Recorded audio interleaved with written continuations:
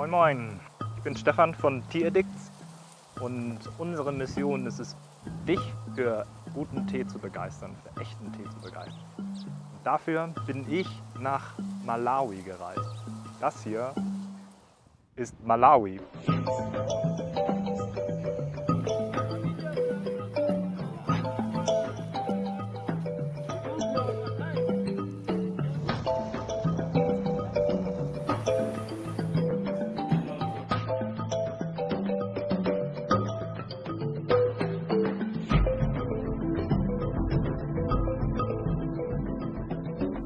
Ich war schon auf vielen Plantagen und dieser Kolonialstil, diese Dimension, diese Geschichte dazu, diese Strukturen, die hier so sind, die habe ich so noch nicht erlebt. Ich bin jetzt im Süden von Malawi. Die nächste Stadt heißt Cholo. Cholo, Blantyre, Mulanje. Und Mulanje ist so ein Bergmassiv. Es ist irre schön. Also man kann es von der Plantage von bestimmten Punkten auch sehen. Geht auf 3000 Meter, ist irre schön, steht einfach so da. Das Klima hier ist tropisch. Wir sind südlich vom Äquator. 1200 Meter hoch ist es hier. Die Plantage heißt Satemba und das ist auch die höchste Plantage hier in Malawi. Wo ich noch ein paar Tage für brauche, ist die Dimension. Also diese Plantage hier ist, die ist 900 Hektar groß, also über 900 Hektar. Und die reichen auch noch nicht mal. Um die Plantage herum gibt es viele kleine Farmer, die arbeiten der Plantage immer noch weiter zu. Ich bin gestern hier am Gate angekommen.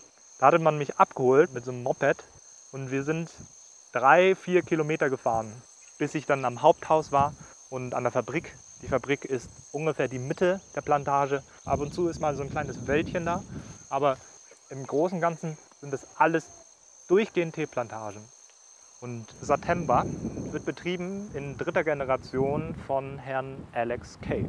Und mit Alex habe ich gestern und heute schon ein bisschen geschnackt, ein bisschen Tee getrunken. Was mich hier besonders begeistert, ist ein orthodoxer Tee oder verschiedene Serien von orthodoxen Tee. Also Malawi oder generell Afrika ist eher dafür bekannt, dass hier Tees hergestellt werden in TTC-Verfahren. Also es geht um Teebeutelindustrie, Broken Teas, um zerriebene Tees, die dann der Massenproduktion zugutekommen. Also wir werden dann in kleinen Tütchen verpackt und dafür interessieren wir uns gar nicht.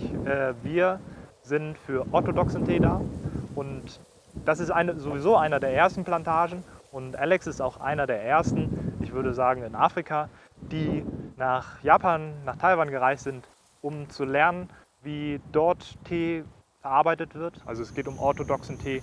Der Tee ist als ganzes Blatt. Es geht um die Optik. Es geht um eine bessere Erlebbarkeit.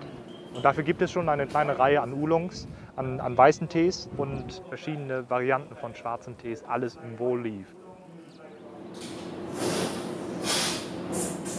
Das Zweite, warum wir hier sind, also neben den Qualitäten, geht es um den Fairtrade-Aspekt. Also diese Plantage hier ist komplett zertifiziert auf Fairtrade, auf verschiedene Arten von Fairtrade.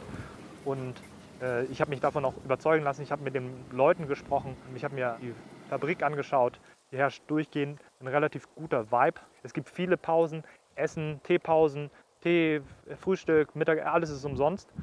Auf der ganzen Plantage arbeiten ungefähr 2000 Leute, also auf diesem Anwesen hier sind 4 medizinische Einrichtungen und es gibt eine Schule im Haupthaus. Ich wohne hier auch auf der Plantage. Es gibt so eine Art Lodge, das ist das alte Kolonialhaus.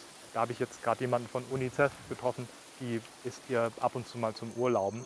Und wenn man mit ihr ins Gespräch über diese Plantage kommt, ich habe mich auch vorher schon informiert über GIZ.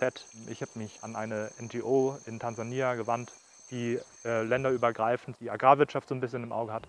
Und Satemba, diese Plantage, ist bekannt für seinen guten Umgang mit Mitarbeitern.